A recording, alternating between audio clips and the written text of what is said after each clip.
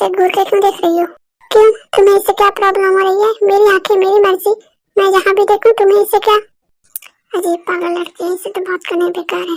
क्या ऐसे मधुमक्खी की तरह क्या भी बना रहे हो? जो बोलना है सीधे सीधे मुंह में बोलो।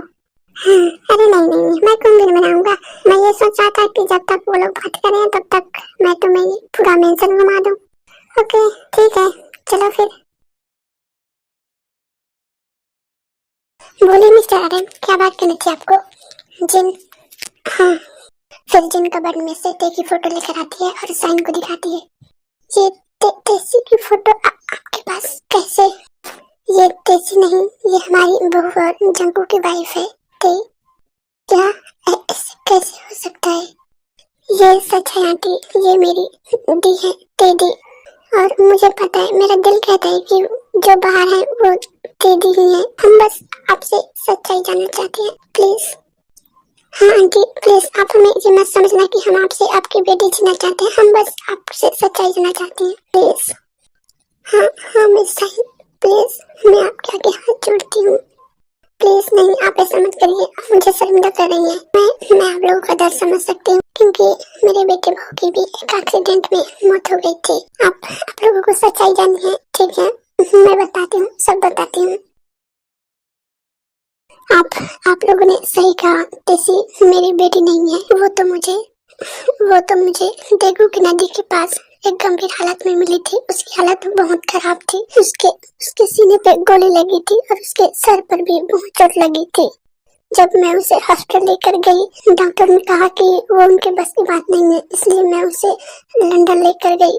वहाँ उसका इलाज चला। डॉक्टर ने बताया कि उसके सर पे काफी गहरी चोट लगी है और उसके ठीक सीने पर भी गोली लगी थी और वो 1 वीक प्रेग्नेंट भी थी, जिस वजह से काफी ज्यादा खून लॉस हो गया था और इसी की वजह से वो कोमा में चली गई थी। जब तीसरी 6 महीने बाद कोमा से बाहर आई तो पता चला कि उसकी याददाश्त चली गई है। तो मैंने उसे अपना नाम दिया, उसे मैंने अपनी बेटी बनाया और वो भी मुझे अपनी माँ ही मानती आई है। उसने कभी मुझे शिकायत का मौका नहीं दिया। वो जैसा रहना चाहती थी मैंने उसे वैसे ही रहने दिया।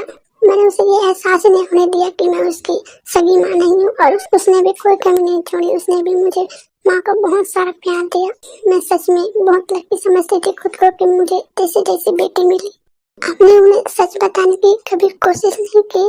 कभी कभी उसका प्यार देख के सोचती थी कि उसे बता दूं, पर डॉक्टर ने मना किया था ताकि मैं उसके सामने कोई भी ऐसी चीज का जिक्र ना करूं जिससे उसके सर पर दबाव हो।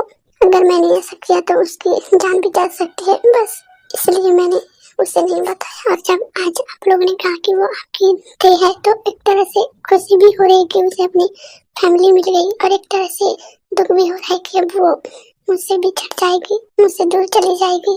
आंटी आप ऐसा क्यों कर रही हैं? ऐसा कुछ नहीं होगा। दी अभी भी आपको अपनी माँ ही मानती है और हमेशा मानेगी, क्योंकि मेरी दी बहुत अच्छी है, वो किसी को निराश नहीं करती।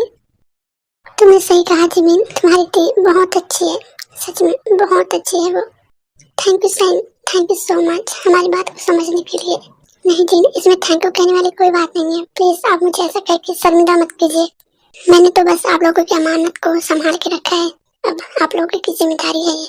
Thank you Sain, thank you so much. मैं तुम्हारा एहसान कभी नहीं भूलूंगी।